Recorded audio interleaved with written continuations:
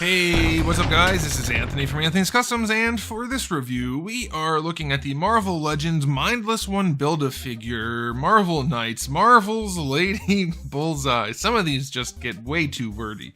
And I know what you're thinking. Who?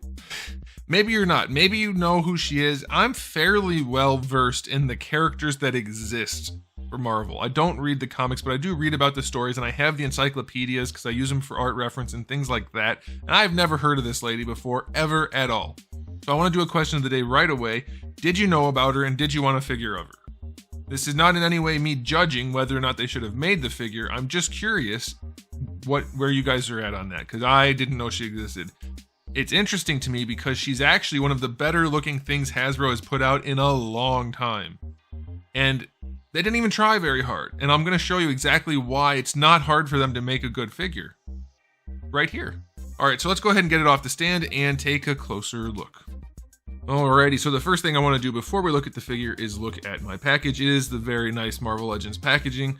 I think that's fine, and it looks really nice with the whole color scheme they have going on. It's good. I like it. Artwork on the side, very painterly. Same thing artwork. Herdy-derby-der. Same thing artwork on this side, same thing artwork on the back side too.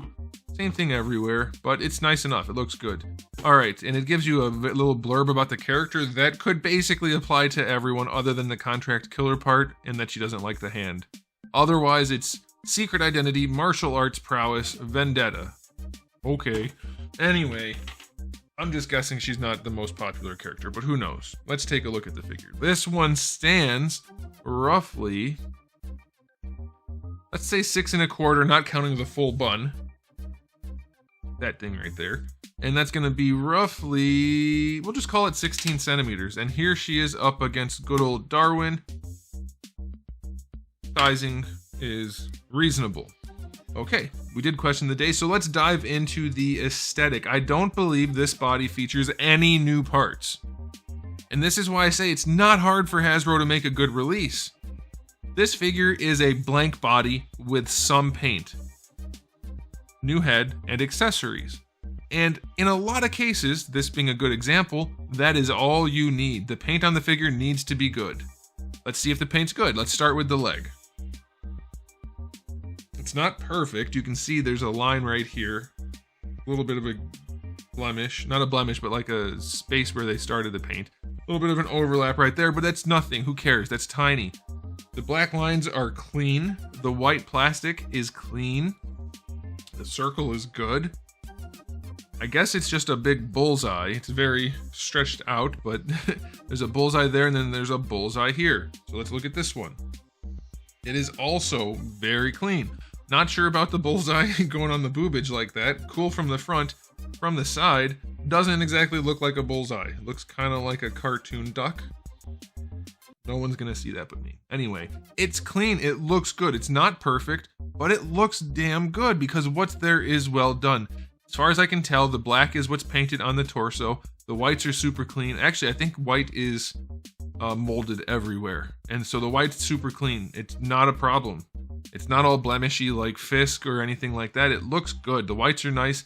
Molded black, painted black. Not perfect match, but definitely good enough. Of course, it's black, so not that hard, but still good enough. And then we have the face. Easily one of the best paint jobs Hasbro has done. It is very clean, and the sculpt underneath looks good. It's hard for me to say because of all the stuff on there, but that is a clean paint job. Very nicely done. Hair is well done. The little chopsticks in the bun thing, that's well done. We'll get to the neck when we do articulation.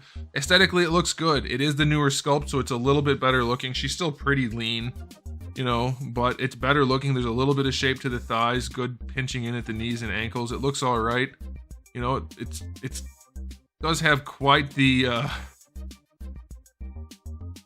whoosh, like big. If this was a McFarlane review, let's just say she'd get bonus points, but that's there. The chest matches it well enough, so it looks like a comic character pretty darn well. No real objections from an aesthetic standpoint. There's not a whole lot, like if it had shading, sure, that would be better, but this is good enough. It just needs, what's there needs to be clean. It's usually not from Hasbro, so this is good. It's super basic, but if you execute basic well enough, it looks good. I'm gonna give this one for Hasbro A 9 out of 10 for the aesthetic.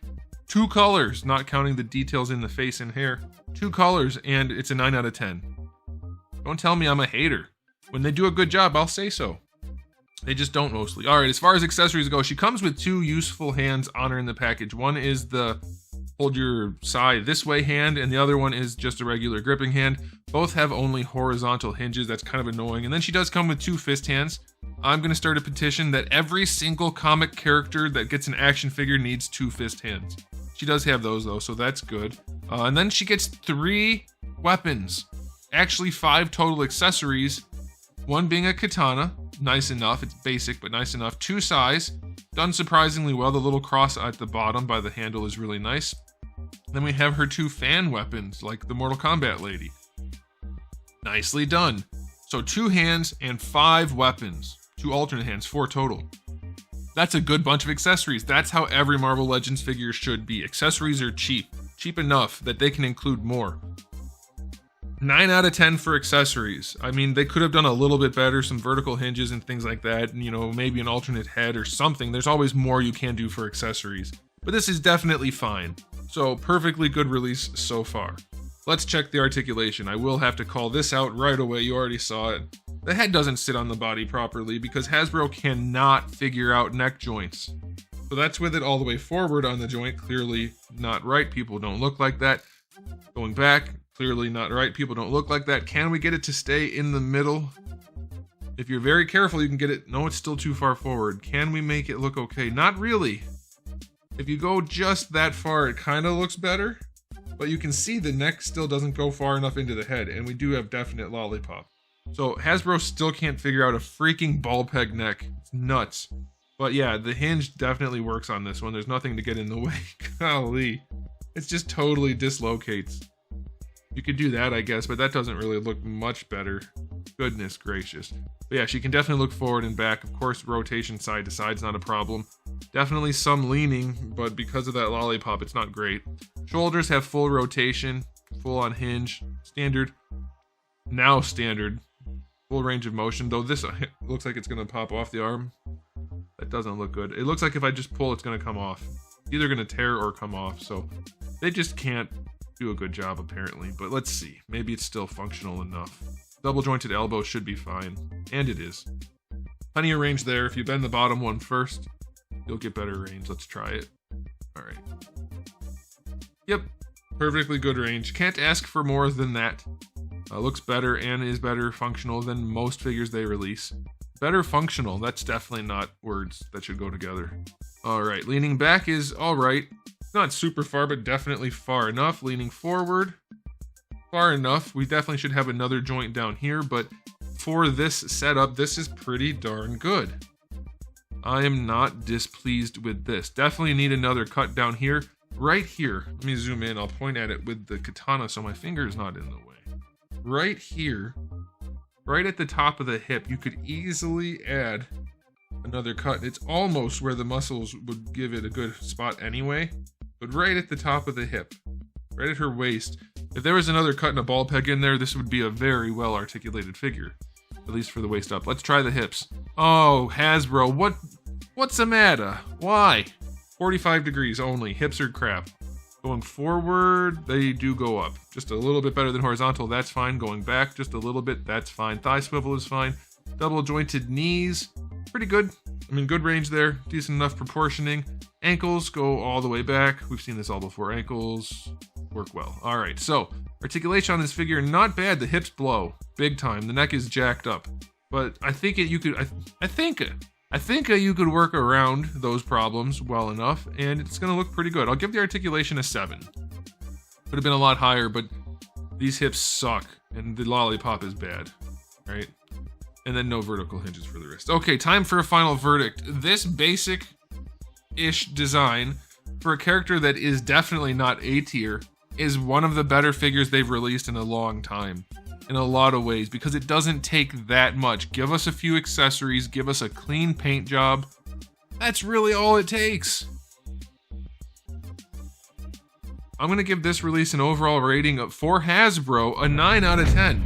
It's a good one. As far as Marvel Legends go, this is a contender for the top 10 list this year, for sure. Gonna look good on a shelf. Gonna pose well enough, and it has enough accessories to be fun. These are collectible toys, remember? They should be fun. They shouldn't be little blank bodies with no accessories or paint on them. This is pretty good. There it is, guys. Thanks for watching. Let me know what you think in the comment section below. And if you liked the video, give it a thumbs up. If you didn't, give it a thumbs down. And if you haven't subscribed, you should. I have new videos almost every single day and thousands already on the channel. So make sure you come back for all of that. And in the meantime, keep collecting.